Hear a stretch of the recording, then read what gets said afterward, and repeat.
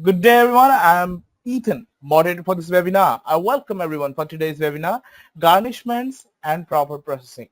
I would now like to introduce our presenter for today, Diana J.R.M. Diana has been heavily involved in the payroll field for over 17 years. Besides her payroll accomplishments, Diana is certified in HR hiring and firing practices and is a Six Sigma Green Belt. I would now like to hand over the floor to one of the best speakers of HR field, Diana Riam. Thank you, and welcome to Garnishments and Proper Processing for 2023. So first, let's talk about what we are going to review today. So first, I'm going to spend a good chunk of time talking about child support review. Majority of our garnishments are child supports. Priority of withholding. We're going to talk about priority of withholding of different types of orders compared to child support.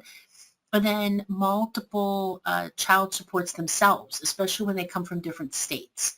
How do you prioritize those? So we'll talk about multiple different types of priorities. Child support withholding requirements. We'll talk about calculating disposable pay. Then we're going to talk about lump sum payment reporting. Calculating child support payments. We'll talk about when to remit payments. We'll talk about administrative fees, handling terminated employees, and then EIWO. I will go over the different options for EIWO. Levy review, federal tax levies. We'll also talk about other federal garnishments. We'll talk about state tax levies, and then we'll wrap up today with the creditor garnishments.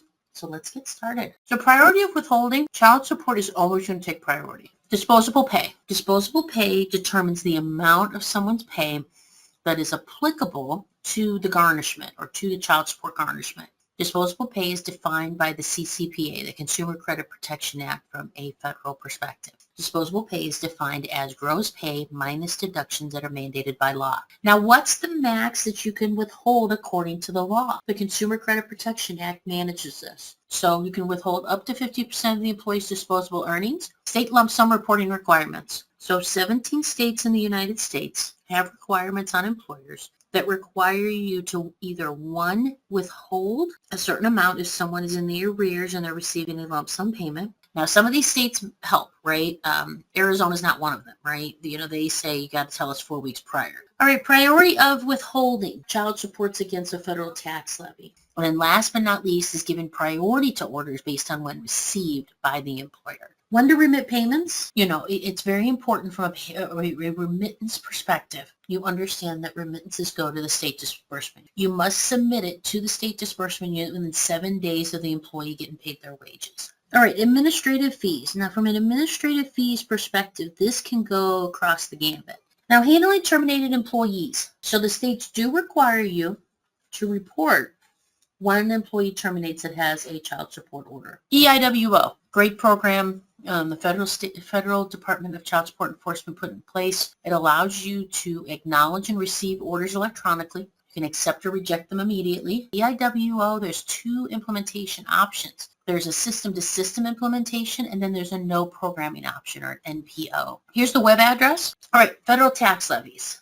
So some key things from a federal tax levies perspective. Form 2159 is a voluntary form. It's not an official levy. Let's talk about responsibility. Make sure that you're handling these appropriately. Priority over other withholdings. So federal is typically going to take priority. You must satisfy the child support order before the levy can be put in. So there are some other types of payments that are exempt. And you are going to use the publication 1494 to determine how much you're going to withhold. But first, you got to look at how much of their pay is applicable to the order. Then, once you have the take-home pay, now some special situations, rehires, employees who have 2 jobs or married couples, they need to go and let the IRS know that they're being garnished. When do you stop withholding? You only stop withholding when you receive a 668D, a release of levy. Here is the Form 2159.